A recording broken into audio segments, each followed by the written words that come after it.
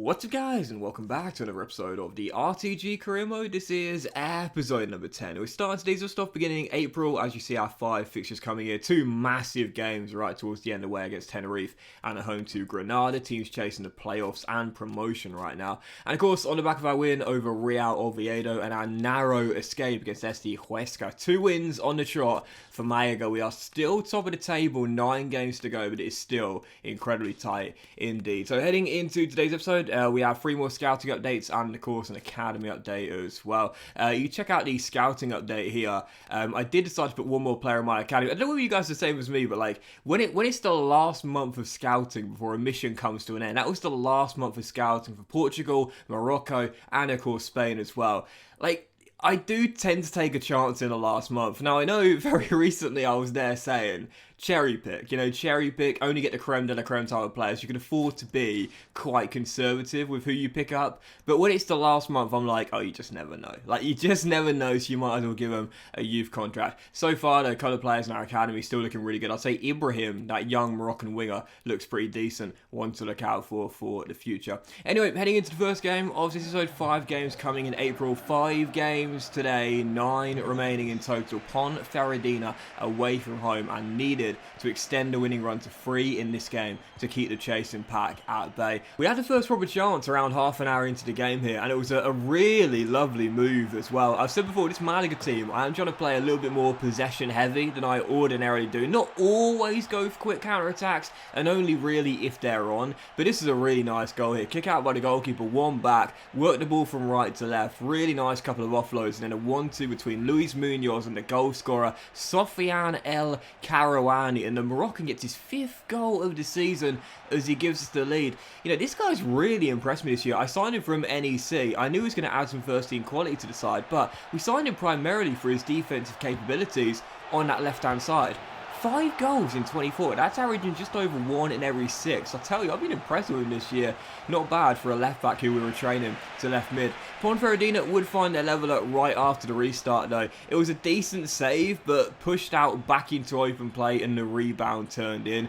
We might have got a clean sheet against Real Oviedo, but we are so bad defensively, man. And to be fair, my keepers have let me down quite a few times this season. That was a decent enough save, but I mean, I was taught this in junior football. If you can't hold on to a shot, parry it behind and out of play or as far wide as possible, right into open play, and you are asking for trouble. So Ponferradina found their leveler, but you know who got us back in front? Fran Villalba, who has been amazing for me this year, on loan from Sporting Gijón, and then late on in the game, well, he's got another one. I say late on in the game, soon afterwards, 25 minutes to go, Sofiane El Karouani goes 5 and 6 for the Dutch-born Moroccan international. A brace for our number 3, and Malaga win it by 3 goals to 1.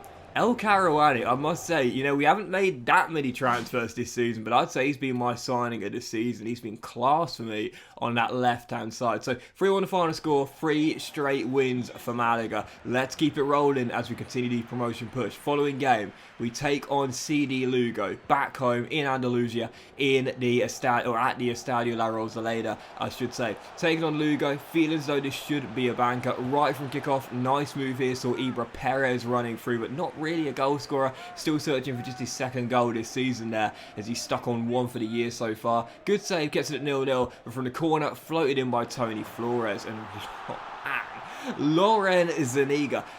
How many goals this year has Zuniga scored with his head from corners? I swear, man, like, seriously, he's not the tallest, he's not the strongest by any stretch of the imagination, but you float this guy in, you float those balls into this guy 6 yards out, he'll get his head on it. He will get his head on that ball. It's another one for our number 29, 26th of the season, and Malaga take the lead, going for that golden boot as we push for promotion, and another one for the guy that will surely end up as the top scorer in the Segunda Division this year. Lugo would find a level though soon after the restart. Like I said a moment ago, he might have kept a clean sheet against Real Oviedo, but defensively, I am just absolutely awful with this Malaga team. So Lugo back on level terms, unsurprisingly so, but 31 minutes in, chance to get back in front, and we would as well. 2-2 for Fran Villalba on loan from Sporting Gijón. He's not my signing, he was signed before I arrived here on loan, but as I said before and I'll say it again, I'm telling you now, next summer transfer window, regardless of what division we're in, regardless of what our budget is,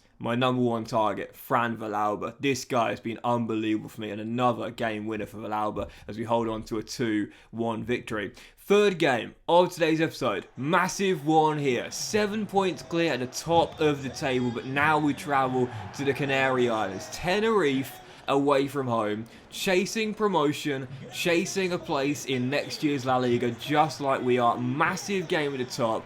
4 straight wins for Malaga. Could we extend it to 5 here, or would Tenerife end our run? Our last defeat did fall away from home, so heading into this game, there were nerves, there was some pressure, but both teams were feeling it early, and half an hour in, oh my god, oh what a chance. Villalba sent through 1-on-1, should have converted, good save, gets to 0-0, and that was an absolutely glaring miss. You know those moments where adrenaline gets the better of you there? I had so much time with Fran Villalba, took it on early like an idiot, but from the corner, well I just mentioned it a moment ago, my blushes were spurred. I missed a golden chance with Villalba, but from the set piece, it is 2-2 for the guy going for the golden boot. Loren Zuniga does it once again, and it's crazy because again, he's not the tallest. He's not the tallest, Lorenzo Zuniga. He's not a target man. He's not that strong. But somehow, some way, he finds a way to get up, rise above, and head the ball home from set pieces on a regular basis. Lorenzo Zuniga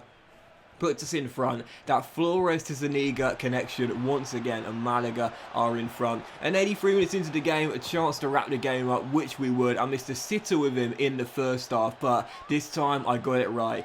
3 in as many games for Fran Villalba. Sporting Gijón, name your price. It's so annoying that you can't negotiate a future transfer fee midway through, like a loan deal, for example, or even just inquire to a club and say how much do you want. Because right now, I'll be on the blower to Sporting Gijón every weekend and saying after another goal, after another great display, how much do you want? How much do you want for Fran Villalba? Because, you know, this year, of course, Zuniga's been my top scorer, and Flores is the one to get out of the academy, and Lagos Jr.'s been superb, and El Karawani is brilliant on the defence and the offensive end, but Fran Villalba to me has been so important to our success this year. So we stay top with another big win and a huge 3 points away at the Canary Islands.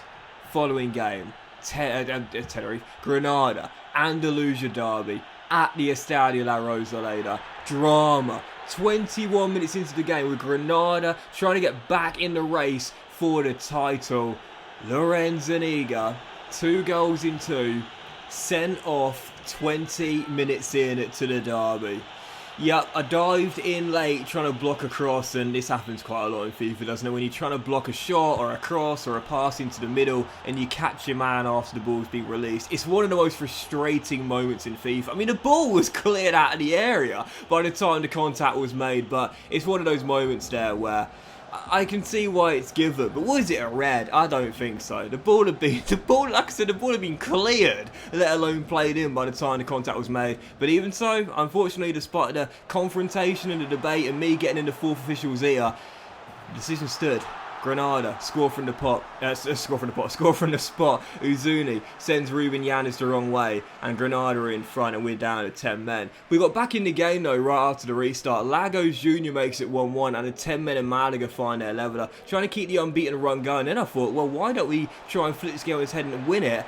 And Fran Villalba tripped up by the keeper, and 23 minutes remaining in the game. Andre Freire gets a red. Captain Munoz is saying, well, if we got a red earlier for the penalty decision, shouldn't that be a red as well for the last man there? For the goalkeeper taking down Fran Villalba. We were fuming. We felt as though that should have been a red as well. But a penalty nonetheless, and a chance for us to get ourselves in front despite having the man disadvantage. I gave it to the captain, Luis Munoz, and from 12 yards sends the keeper the wrong way, and Malaga, a man down, 10 men lead the Andalusia derby. Yep, Luis Munoz, the captain, just his 3rd goal, I believe, all season long, makes it 2-1, and we're in front for the first time. The question is, with a man disadvantage, could we hold on to a massive win? Unfortunately, we could not. Granada would find the leveller with 4 minutes to go. Really nice through ball, to be fair, into the path of Weisman, winding the fans up there. I love that. You can tell this is a real derby, and in the end it finishes 2-2.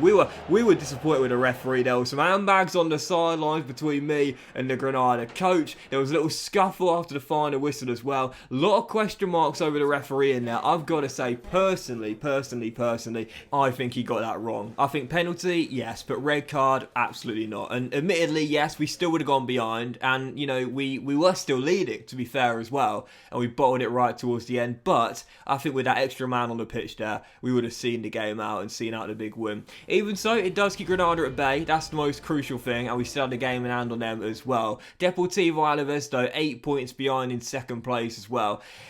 It's a decent result considering all things considered there, but it does give the teams below us, I guess if nothing else, a bit of confidence knowing we're not there just yet, but we can be. Following game, taking on Las Palmas at the Estadio La Rosaleda, and if we were to win this game, our final game of April, we would be promoted. Not champions, but at least we would be promoted. It's felt as though for a while, the writing's been on the wall that we'll be going up top 2, but this run to me has been really encouraging. Yes, we had a loss in the last episode, but really nice streak for us. Even in games like that against Granada, where we're a man down, we were 4 minutes away from seeing out a massive win there. It's been a really nice unbeaten run for Malaga. We've managed to pull away and keep the distance. So heading into the game, Las Palmas at home. Yes, we were missing Zuniga through suspension, but I still thought we'd be able to see out this game. In the first half, really unlucky. Tony Flores at the woodwork, still tied at 0-0, but I felt the goal was going to come at some point. And 8 minutes after the restart,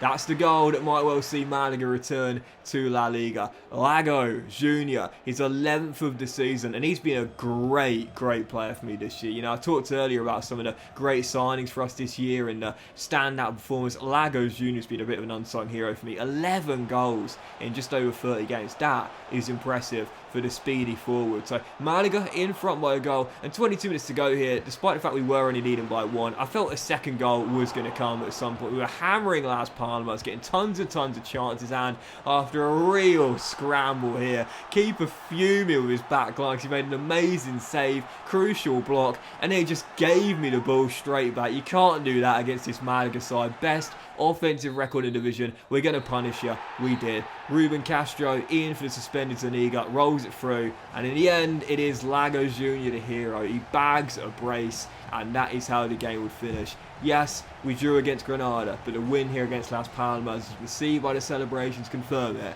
sees Malaga return to La Liga. Great unbeaten run of form for Malaga. 7 games in a row without a loss.